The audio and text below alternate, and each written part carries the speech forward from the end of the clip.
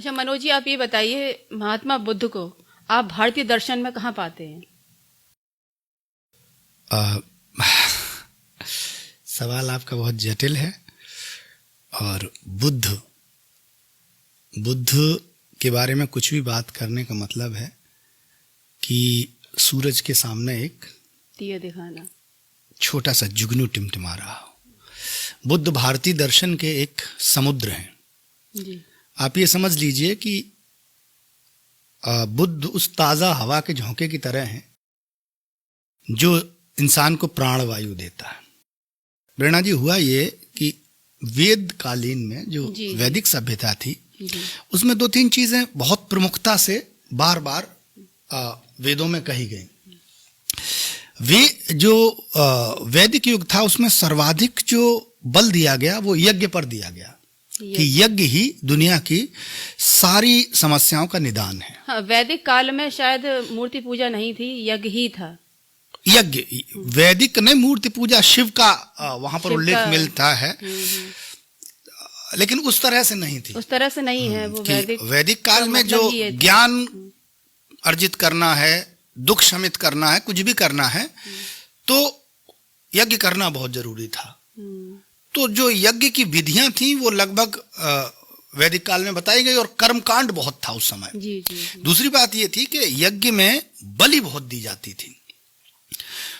और एक जो सबसे बड़ी बात है कि जो वैदिक काल था उसमें आदमी स्वर्ग और नरक जैसी बातों पर ज्यादा यकीन नहीं करता था। वैदिक लोग, जो आर्य लोग थे, वो बड़े कर्मठ थे और जीवट लोग थे। जीवट लोग थे। और तो वो ये स्वर्ग नरक और जीवन में मतलब दुख वाला पोर्शन वहां पर नहीं था। तो जब लोग जीते जीते वैदिक काल को समझने लगे तो उनको लगा कि दुख का तो कोई निवारण ही नहीं है, यहाँ तो सिर्फ पूजा पाठ और हवन यही होता रहेगा, इससे जो जीवन के आगे का रास्ता था वो नहीं दिख रहा था। तो ऐसे में बुद्ध आए और बुद्ध ने वो जो कर्मकांड था उसको ये बताया कि इसकी कोई जरूरत नहीं है। दूसरी बात यह है कि जो यज्ञ हवन इत्यादि है, तो बुद्ध ने ये कहा कि जीवन जो है सिर्फ कर्मवाद पर निर्भर है। उन्होंने जो 4 आर्य सत्य बताए, वैदिक काल में जो दुख वाली बात नहीं थी, यहां पर उन्होंने कहा कि दुख तो हर मनुष्य के जीवन में है। तो उन्होंने कहा कि दुख, समुदय, निदान और मार्ग, ये 4 चीजें उन्होंने दी कि जीवन में दुख है, अगर दुख है तो दुख का कोई कारण होगा, और जो कारण है उसका कोई निदान भी होगा। और उस निदान के लिए जो मार्ग उन्होंने बताए वो अष्टांगिक मार्ग करके बुद्ध ने बताए। दूसरी बात, वेद जो थे वो 7 जन्मों में यकीन करते थे। वो कहते थे कि बार बार जीवन, इस जन्म में कुछ कर लो, अगर पाप भी किया है तो देवता माफ कर देगा। बुद्ध ऐसा नहीं कहते हैं। बुद्ध कहते हैं कि एक ही जीवन मिलेगा। पुनर्जन्म को बुद्ध भी मानते हैं, लेकिन वो इस दृष्टि से नहीं मानते। वो ये मानते हैं कि आप जो भी कर्म करेंगे उसका परिणाम आपको मिलेगा।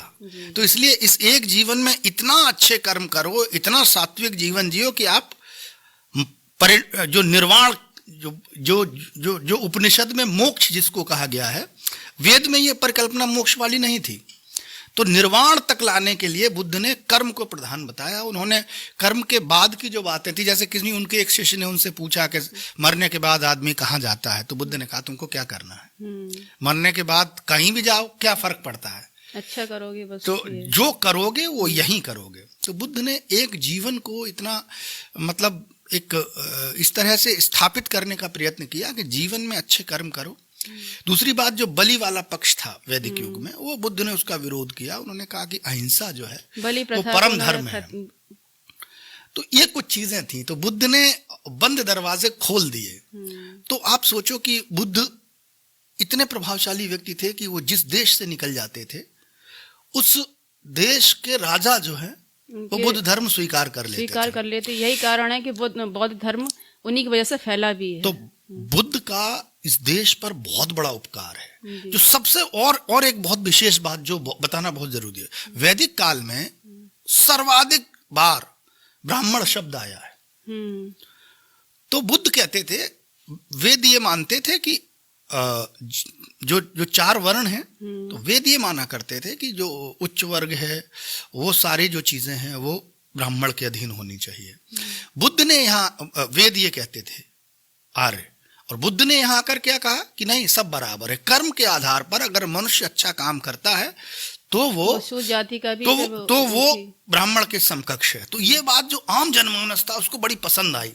जो लोग सदियों से, सैकड़ों वर्षों से, हजारों वर्षों से दबे कुचले थे, उनको एक हवा का झोंका ऐसा मिल गया, उनको खुद को स्थापित करने का मौका मिल गया, और वो पागलों की तरह बुद्धिज्म की ओर चलते चले गए। अगर बुद्ध का युग हटा दिया जाए भारतीय दर्शन से, तो भारतीय दर्शन बहुत ही अपूर्ण हो जाएगा, बहुत अपूर्ण, मतलब नगण्य के समान है कि बस बुद्ध के बिना भारतीय दर्शन की कल्पना नहीं की जा सकती है।